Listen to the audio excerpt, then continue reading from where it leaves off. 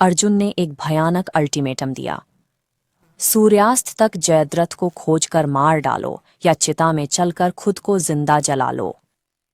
अपने युवा पुत्र की क्रूर युद्ध क्षेत्र में हत्या के शोक ने प्रतिज्ञा को प्रेरित किया, जिससे अर्जुन को पूर्ण निराशा की ओर धकेल दिया।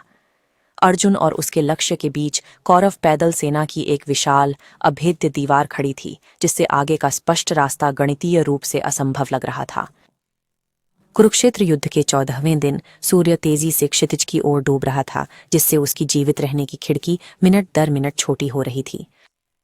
अंततः अंधकार ने आकाश को निगल लिया जब सूर्य स्पष्ट रूप से अस्त हो गया। जयद्रथ अपनी पंक्तियों की सुरक्षा से बाहर आया ताकि वह उस विजय का जश्न मना सके जिसे वह जीत चुका मानता था। अर्जुन ने अपना प्रसिद्ध धनुष छोड़ दिया। इस पूर्ण पराजय के क्षण में महान नायक अग्नि का सामना करने के लिए तैयार हुआ। इस अनुक्रम को लंबे समय से एक किंवदंती के दुखद चरमोत्कर्ष के रूप में देखा गया है, लेकिन जब हम उस विशेष दिन के खगोलीय डेटा की जांच करते हैं तो मिथक और वास्तविकता के बीच की रेखा धुंधली होने लगती है। जैसे ही अर्जुन अंत के लिए तैयार हुए, भगवान कृष्ण ने हस्तक्षेप किया।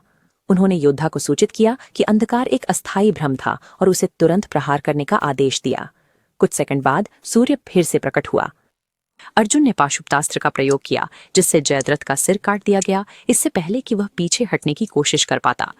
प्राचीन ग्रंथ इस अंधकार को कृष्ण के दिव्य सुदर्शन चक्र से जोड़ते हैं, लेकिन आधुनिक शोधकर्ता सुझाव देते हैं कि यह जादू वास्तव में उन्नत खगोलीय समय का प्रदर्शन था। ग्रंथ में उल्लेख है कि कुरुक्षेत्र युद्ध पूर्णिमा के दिन शुरू हुआ, जो चंद्र ग्रहण के साथ मेल खाता था। यह खगोलीय प्रारंभिक बिंदु मेम्फिस विश्वविद्यालय के P.N. नरहरि अचर जैसे शोधकर्ताओं के लिए एक प्रमुख ध्यान केंद्रित है, जो महाकाव्य की समय रेखा की जांच के लिए ग्रह भौतिकी का उपयोग करते हैं। यह तस्वीर उस घटना को दर्शाती है जो शोधकर्ताओं के अनुसार युद्ध के 14वें दिन हुई थी, एक पूर्ण सूर्य ग्रहण जो प्रारंभिक चंद्र ग्रहण के केवल 13 दिन बाद हुआ था।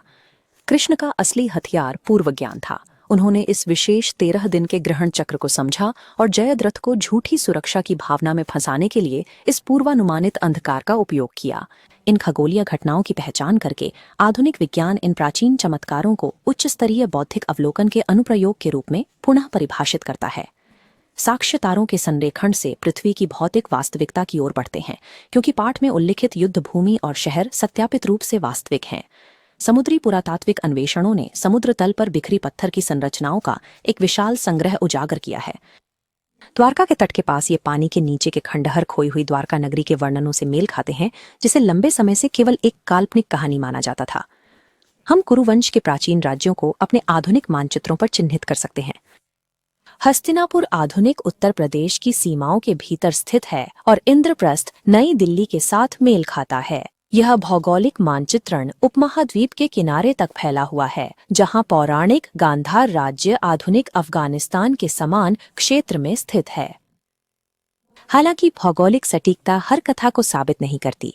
इन वास्तविक दुनिया के निशानों का अस्तित्व महाभारत में वर्णित घटनाओं के लिए एक ठोस ऐतिहासिक मंच प्रदान करता है। संघर्ष की सटीक तिथियों को खोजने के लिए विद्वान अब प्राचीन कुरुक्षेत्र पर ग्रहों की स्थितियों को पुनः निर्मित करने के लिए कंप्यूटर सॉफ्टवेयर का उपयोग कर रहे हैं। हजारों वर्षों के डेटा को स्कैन करते हुए ग्रहणों के बीच दुर्लभ 13 दिन के अंतराल के लिए सॉफ्टवेयर ने इस चक्र को विशेष वर्षों में पहचाना, जिनमें 329 और 299 ईसा पूर्व शामिल हैं। उच्च सौर अस्पष्टता के लिए फिल्टरिंग करने से विसंगतियों को समाप्त किया जाता है, जिससे सबसे संभावित ऐतिहासिक खिड़की अलग हो जाती है। ये निष्कर्ष सुझाव देते हैं कि महाभारत एक कूटबद्ध रिकॉर्ड के रूप में कार्य करता है, जो अपनी श्लोकों में सटीक वैज्ञानिक और भौगोलिक डेटा को समेटे हुए है।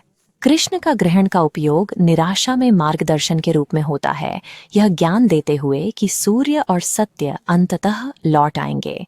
ब्रह्मांड की यांत्रिकी को समझना अंतिम रणनीतिक लाभ साबित हुआ, यह सुझाव देते हुए कि हमारे सबसे पुराने महाकाव्य तारों की गतियों में निहित है।